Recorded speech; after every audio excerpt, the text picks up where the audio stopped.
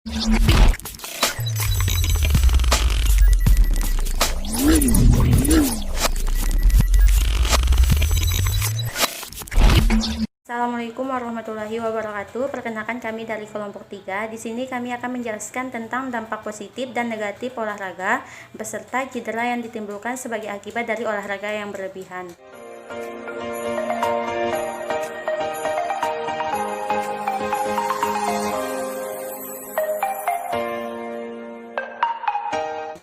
Seperti mata uang, kecanduan olahraga itu memiliki dua sisi, yaitu positif dan negatif. Menjadi posisi positif karena bisa membawa perubahan bagi tubuh untuk mampu melakukan program latihan yang telah direncanakan. Di sini ada dampak positif.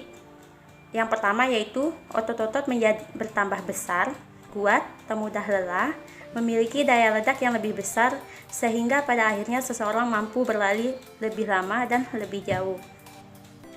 Yang kedua, tulang mengalami perubahan untuk mampu menahan beban latihan lebih besar. Yang ketiga, pada sistem kardiovaskuler membuat jantung membesar. Denyutannya bertambah efisien, pembuluh darah juga menjadi lebih lebar. Yang keempat, perubahan juga terjadi pada sistem saraf, sehingga tubuh mampu melakukan gerakan yang lebih halus dan lebih sulit. Yang kelima, sistem hormonal yang berubah juga membuat otot lebih menonjol, bebas lemak, dan pada akhirnya meningkatkan metabolisme tubuh. Selain dampak positif, olahraga juga dapat memberikan dampak negatif. Apabila olahraga yang dilakukan tersebut tidak sesuai porsinya atau secara berlebihan. Olahraga yang dilakukan secara berlebihan dapat menyebabkan nyeri sendi. Selain nyeri sendi, ada pula beberapa dampak negatif yang disebabkan oleh olahraga yang tidak sesuai porsi atau berlebihan. Yang pertama, olahraga ringan yang dilakukan secara berulang-ulang dalam jangka waktu yang panjang dapat menyebabkan overuse injury. Yang kedua, rambut juga dapat menipis akibat terjadi peningkatan produksi hormon endokrin. Yang ketiga, kulit juga dapat berubah. Misalnya menjadi tebal dan kasar pada beberapa lokasi akibat sering terjadi gesekan pada lokasi tersebut, semisal pada telapak kaki. Yang keempat, cedera bersifat destruktif riskan, yaitu cedera ini dapat terjadi pada olahraga beban. Cedera ini bisa terjadi tanpa harus berlama-lama berlatih. Yang terakhir, jantung yang membesar dapat membuat posisinya pada rongga dada menjadi terpuntir. Cedera olahraga dapat divariasikan mulai dari keselio sederhana sampai memar otak atau patah tulang. Setiap otot atau tulang rawan yang cedera disebabkan oleh beragam olahraga. Berikut beberapa contoh cedera olahraga yang paling umum, yaitu patah tulang, dislokasi, otot tegang, keselio, dan sakit pada tulang kering.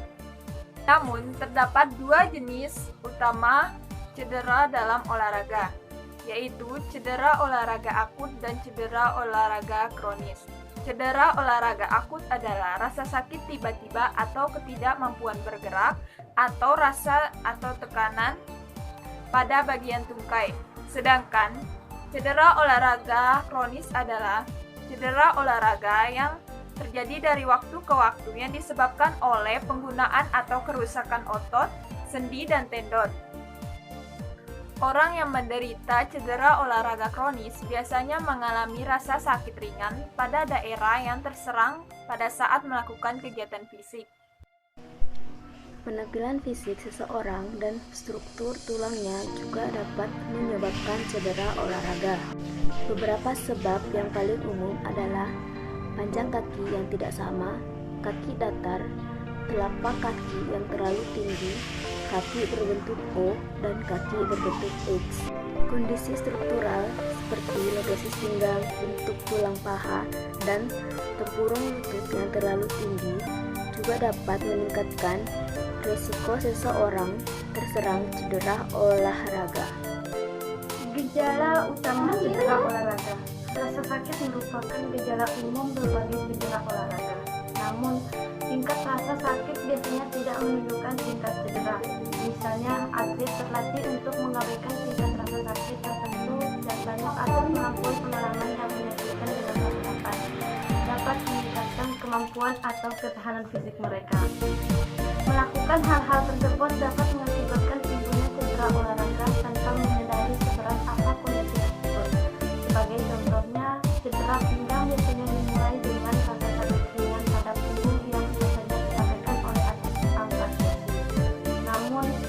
Melanjutkan latihan rutin sering mengakibatkan penurunan kognitif, tiba-tiba disertai dengan rasa sakit yang hebat dan kejang pada tubuh.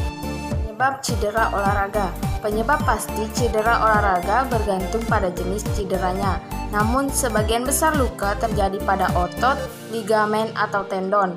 Organ tersebut akan sobek jika dibentangkan terlalu jauh dan terlalu cepat. Sobekan yang parah memerlukan operasi. Namun, sobekan kecil biasanya sembuh sendiri tanpa bantuan pertolongan medis atau obat penghilang rasa sakit lainnya. Jika Anda mengalami sakit luar biasa tiba-tiba atau sakit yang tak kunjung pergi setelah jangka waktu tertentu, sebaiknya Anda berkonsultasi dengan dokter olahraga. Jika dokter olahraga tidak ada, dokter keluarga dapat meriksa kondisi Anda dan memberikan perawatan atau merujuk Anda ke dokter spesialis. Konsultasi akan dimulai dengan sebuah konsultasi mengenai bagaimana cedera dapat terjadi. Konsultasi kemudian diikuti dengan pemeriksa fisik untuk memeriksa tanda-tanda patah tulang. Jika dokter meyakini bahwa kondisinya parah, memeriksa gambar seperti sinar X untuk memeriksa struktur rangka dan memeriksa tanda-tanda kerusakan akan dilakukan. Cara lain untuk mencegah cedera adalah berlatih di bawah pelatih olahraga yang memenuhi syarat. Pelatih memiliki pengetahuan luas dan mendapat pelatihan yang cukup, yang dapat membantu Anda mempelajari postur tubuh dan metode yang tepat untuk mendapat keahlian serta membatasi resiko cedera. Pelatih juga dapat mendeteksi tanda dan gejala dari cedera olahraga sebelum cedera menyebabkan kerusakan yang serius.